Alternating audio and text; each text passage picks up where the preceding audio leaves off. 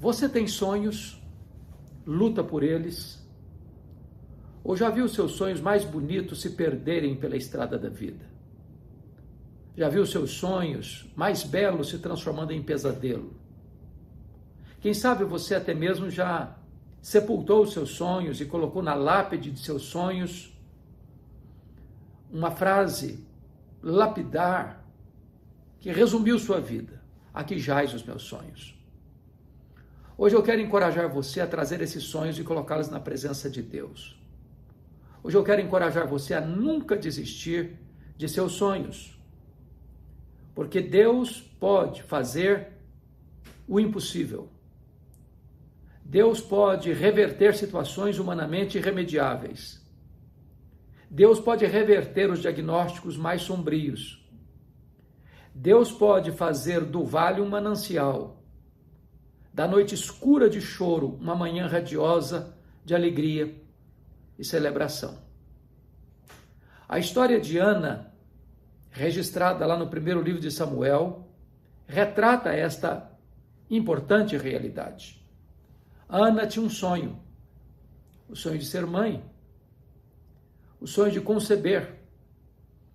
Mas o sonho dessa mulher piedosa está sendo adiado. Seu ventre é estéril, é um deserto, não pode conceber. Ana enfrenta muitos desafios na vida, como a zombaria da sua rival, a incompreensão do sacerdote Eli e até mesmo o desencorajamento do seu marido. Mas Ana nunca abriu mão de ver o seu sonho realizado. Ela chorou diante de Deus. Ela orou fervorosamente na presença de Deus. Ela derramou sua alma na presença de Deus num choro amargo, pleiteando a sua causa. A despeito de tantas adversidades à sua volta, e a despeito das circunstâncias tão difíceis que ela mesma enfrentava, ela jamais recuou, jamais desistiu. O resultado é que Deus fez um milagre na sua vida. Deus ouviu o seu clamor. Deus atendeu a sua oração. Ela foi curada. E ela, diz a Bíblia, que creu na promessa de Deus e o seu rosto voltou a brilhar. A fé suplantou as dificuldades. E ela desceu com seu marido para Ramá, coabitou com seu marido, Deus se lembrou dela, ela concebeu e deu à luz a Samuel, o maior profeta, o maior sacerdote, o maior juiz da história de Israel, o homem que trouxe de volta a nação apóstata para a presença de Deus. Você pode ser como Ana. Você pode experimentar hoje ainda os grandes milagres de Deus, de uma cura, de uma situação irremediável na sua família, de um quadro sombrio e avassalador que atormenta a sua alma, de incompreensões à sua volta. Deus pode fazer maravilhas na sua vida ainda hoje. Não desista. Me permita contar-lhe minha própria experiência. A minha família morava num lugar muito pobre, no interior do estado do Espírito Santo, nos idos de 1958. A minha mãe estava grávida do seu último filho, em estado adiantado de gravidez. Naquela época, naquele local, não tinha carro, não tinha estradas, não tinha recursos médicos. Quando uma pessoa ficava doente, ela precisava ser transportada numa padiola, um lençol amarrado num varal, e transportado pela trilha 40 quilômetros, onde ficava o posto médico. A minha mãe caiu gravemente enferma. Meu pai sabia que ela não suportaria uma viagem de 40 quilômetros numa padiola. Chamou o médico e ele veio, a examinou e disse: essa mulher não vai sobreviver. Ela está muito doente, ela está muito fraca. E a criança que está no seu ventre está em agonia de morte. A única chance dessa mulher sobreviver é sacrificar a criança. Porque se não tirar a criança, a mãe morre junto com a criança. A minha mãe, entretanto, pensou diferente e tomou uma outra decisão. Ela disse: eu não abro mão desse filho, eu não desisto desse filho. Eu estou pronta a morrer com ele, a morrer por ele, mas eu não desisto dele. E naquele momento de profunda angústia e dor, a minha mãe fez um voto a Deus e disse: meu Deus, se tu poupares a minha vida, se tu poupares o meu filho, eu vou consagrá-lo para ti, para que ele seja um pastor, um pregador da tua palavra.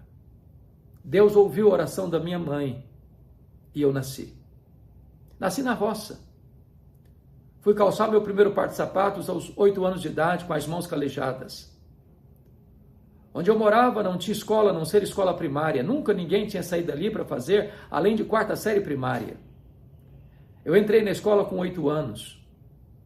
Com 12 anos eu já tinha terminado os meus estudos, a 4ª série primária. Desde a minha infância eu tinha uma vontade muito grande de estudar, de aprender. E eu me dediquei a tudo que eu podia para ler o que eu podia ler. Na minha casa não tinha livros, mas tinha um dicionário velho. E com 10 anos de idade eu comecei a decorar as principais palavras daquele dicionário. Pela bondade de Deus, quando eu estava terminando o meu curso primário, com 12 anos de idade, a minha professora que me alfabetizou estava se mudando para Vitória. E ela, sabendo do meu sonho de estudar, me perguntou: você tem coragem de vir comigo? E eu, que nunca tinha dormido uma noite fora de casa, disse para ela: se os meus pais deixarem, eu vou. Com 12 anos, eu nunca tinha visto uma lâmpada elétrica. Fui criado a lamparina de querosene. Com 12 anos, eu nunca tinha visto um aparelho de televisão. Com 12 anos, eu nunca tinha entrado numa grande cidade. Com 12 anos, eu subi na carroceria de um caminhão e fui morar num dos mais perigosos bairros da Grande Vitória. Foram muitas lutas. E recentemente, num dos últimos livros que escrevi, dediquei à minha professora tão querida, que teve a visão de investir na minha vida. Ela, com tantos filhos, com tantas dificuldades peculiares, ela ainda abriu as portas da sua casa para me acolher. Eu registro aqui a minha profunda gratidão a ela. Passei lutas, muitas lutas. Muitas vezes até mesmo algumas privações, dificuldades enormes. Porém, eu tinha um sonho no coração. Eu queria estudar. Pasmem vocês, o meu sonho de criança era ser político, era ser advogado. E eu, então, me preparei para isso. E eu, quando fiz 18 anos, no dia que eu fiz 18 anos, eu tirei meu título, me filiei num partido.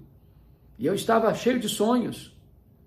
Eu estudava na época na Emater, do Ministério da Agricultura, e eu tinha sonho de terminar o 2º grau e fazer um vestibular e fazer advocacia e me tornar um advogado conhecido e um político de projeção. E então, certa feita, eu conversava com um presbítero amigo e contava para ele o meu projeto de vida. E disse para ele que quando eu terminasse a minha carreira como advogado e político, no final da minha jornada, eu entraria num seminário para me preparar no final da vida para dedicar o resto dos meus dias à pregação do Evangelho. Este homem, com a autoridade de Deus, pôs o dedo literalmente no meu nariz e disse: você quer dar as sobras para Deus? Você quer dar o resto para Deus? Deus quer você agora, na sua juventude, com o seu vigor, com a sua inteligência. E aquela palavra entrou no meu coração como uma flecha. E a partir daquele momento eu fiquei plenamente convencido de que naquele momento Deus me chamava para o ministério. Eu desisti dos meus sonhos e abracei o projeto de Deus.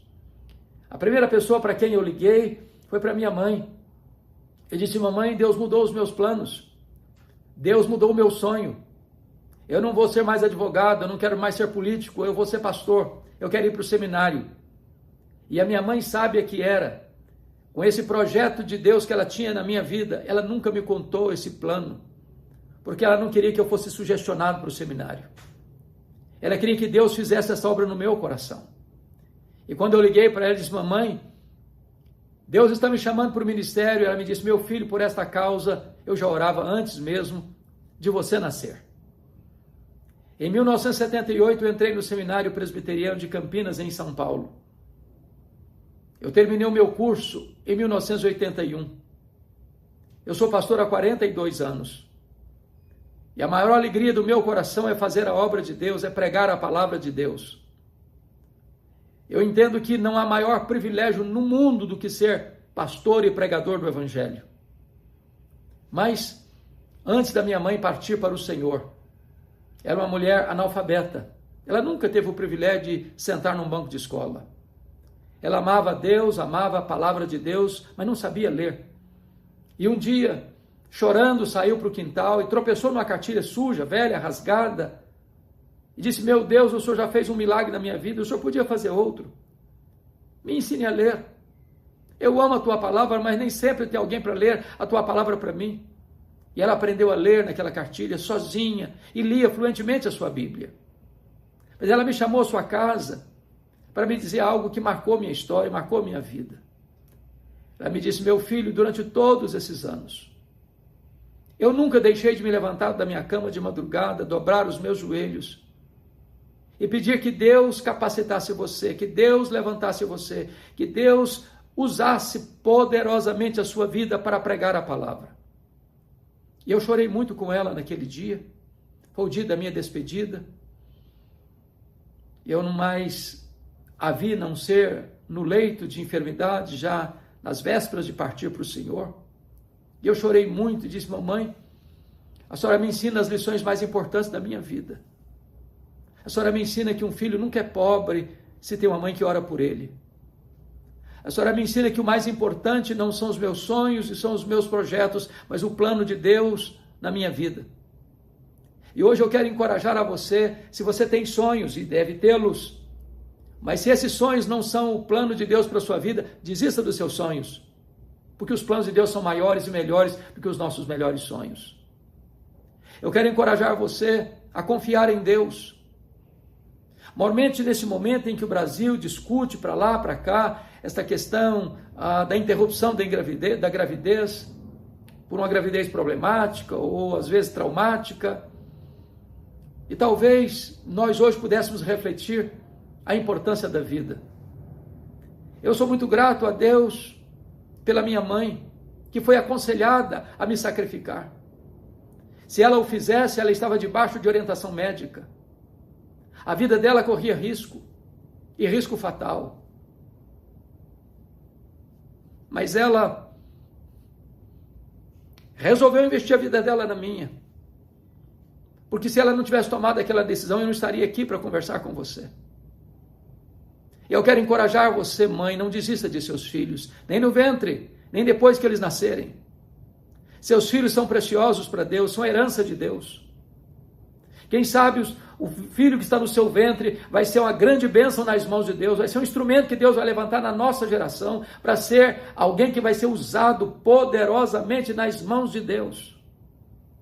Portanto, não desista jamais de ver o milagre de Deus na sua vida. Mas o que fazer quando esses sonhos parecem que não se cumprem? Você passa por vales, passa por momentos amargos e difíceis e os sonhos não se cumprem. O que fazer? A primeira coisa que você precisa fazer é continuar crendo. Não desista. Ore um pouco mais. Chore um pouco mais. Jejue um pouco mais. Insista um pouco mais. Não jogue a toalha. Não retroceda. Não estarilhe as armas. Creia e você verá a glória de Deus. Quantas pessoas que desistem cedo demais. Quantas pessoas que jogam a toalha cedo demais. Quantas pessoas que estão no portal da terra prometida e morrem no deserto. Porque desistem. Eu quero encorajar você, não desista não. Prossiga. Creia. Deus é fiel. Deus pode fazer coisas magníficas, extraordinárias na sua vida. A segunda coisa que eu quero encorajar você precisa se apropriar das promessas de Deus. Quando o profeta Eli disse para Ana: vai em paz para a tua casa e o Deus de Israel te conceda a petição que lhe fizeste, essa palavra é boa, essa palavra é de Deus. Essa palavra Ana hospedou no seu coração e essa palavra trouxe cura para ela. Ana experimentou duas curas distintas. A primeira delas, a cura emocional. Quando ela creu na promessa de Deus, ela parou de chorar. O brilho voltou ao seu rosto. A glória de Deus, a Shekinah de Deus inundou a sua face. O sorriso brotou nos seus lábios. A fé iluminou em seu coração.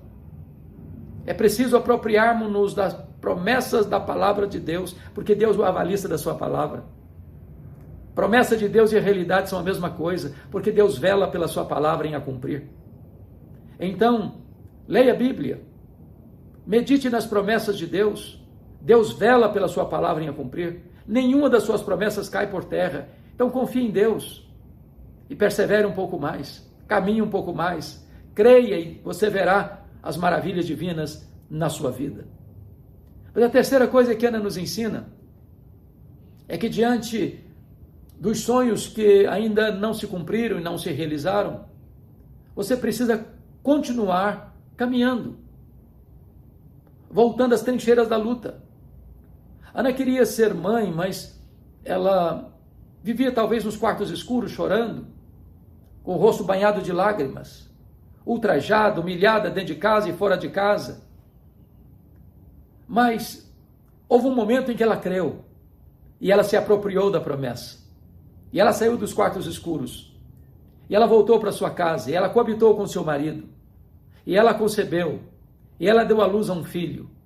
E ela consagrou esse filho para Deus mesmo antes dele ser concebido.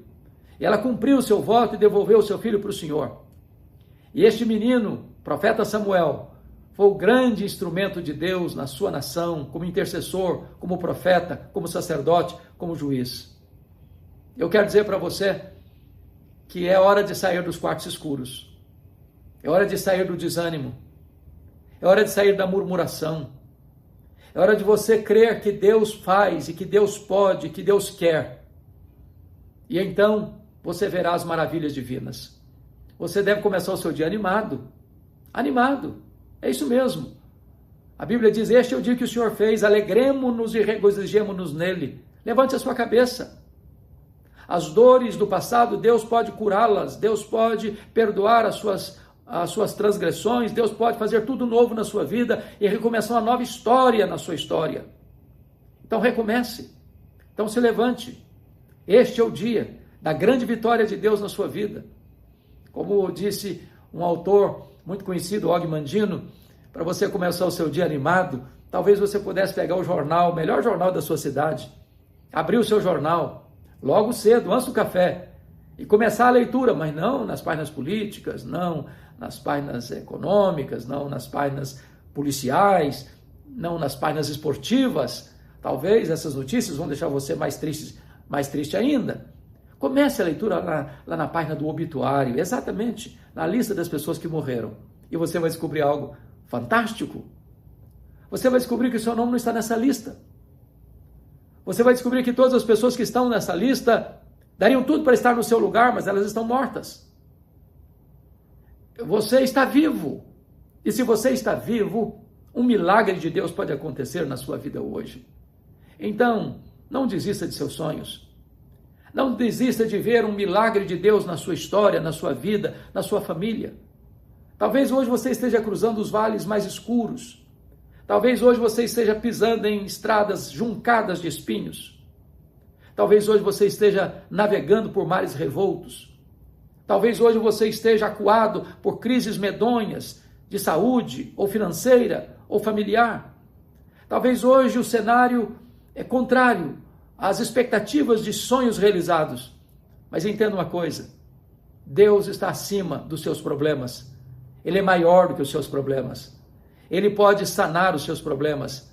Ele pode vir ao seu encontro nas tempestades da vida, caminhando sobre o mar, mostrando que as ondas revoltas estão debaixo dos seus pés. Então creia, não desanime, não retroceda, não jogue a toalha, não desista. Não desista da vida. Não desista dos projetos de Deus na sua história. E eu estou certo de que você verá as maravilhas divinas. Você verá que o vale mais escuro vai se tornar num manancial. Que as noites mais doídas de choro, de manhã vai voltar a alegria. Você vai ver que nas tempestades mais borrascosas, o sol vai voltar a brilhar. Você vai perceber que nas horas de desânimo, talvez de entrega dos pontos, Deus vai injetar ânimo e força em seu coração. E você vai se levantar na força do Todo-Poderoso para sair vencendo, para ser um vencedor, para conquistar as mais consagradoras vitórias na sua vida. Eu estimo que Deus abençoe você. Eu estimo que Deus fortaleça você. Eu estimo que Deus levante você. Eu estimo que Deus faça um milagre extraordinário na sua vida, porque é tempo de lutar, é tempo de vencer. É tempo de nutrir não sonhos e devaneios humanos, mas nutrir no coração a expectativa do grande projeto de Deus na sua vida, porque os planos de Deus são mais altos, porque os caminhos de Deus são mais elevados e os planos de Deus não podem ser frustrados. Então Deus abençoe você, Deus abençoe seu coração, Deus abençoe sua família. Meu abraço, que Deus conduza você em triunfo.